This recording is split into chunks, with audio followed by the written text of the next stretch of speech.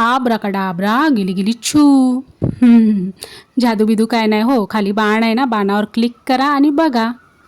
आगरी पद्धतीची चवळीची भाजी आहे, समाजात कार्याला केली जाते ना, मस्तपैकी चमचमीत खोबरं बिबरं घालून, वांग बटाट घालून, त्याच पद्धतीची. आज मी काय तशी बनवत नाही आहे, पण त्या बाणावरती रेसिपी दिली आहे म्हणून सांगते, ती बघा. आजची आपली साधीसुधी रेसिपी आहे. वांग नाही, बटाट नाही, हे काय वेगळंच आहे, घोसाळं बिसाळं सगळं शेंगा बिंगा टाकून. इकडे चॉपिंग बोर्डवर सगळी कापाकापी करून ठेवले. हा चॉपिंग बोर्ड मला वाटते बदलायला पाहिजे का, म्हणजे असं वाटते. तुम्हाला काय वाटते? बदलला असता, पण हा माझ्या आईने दिला आहे, खूप कधीच दिला आहे. पण असं काय नाही, बदलू शकते. आता बरेच वर्ष झाली आणि असं पण प्लॅस्टिक नाही वापरायचं असं सांगतात. तुम्हाला काय वाटते सांगा, बदलायचं असेल तर बदलते. तसंच हा लायटर, आपण कोणतरी मला बोललं बदल गं बाई, तो खूप जुना झाला आहे.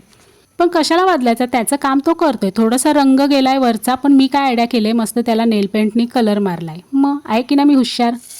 चला, इथे तेलामध्ये कांदा टाकला, हळद, मसाला, आलं लसूण पेस्ट, जे चॉपिंग बोर्डवर होतं ते सगळं टाकलं.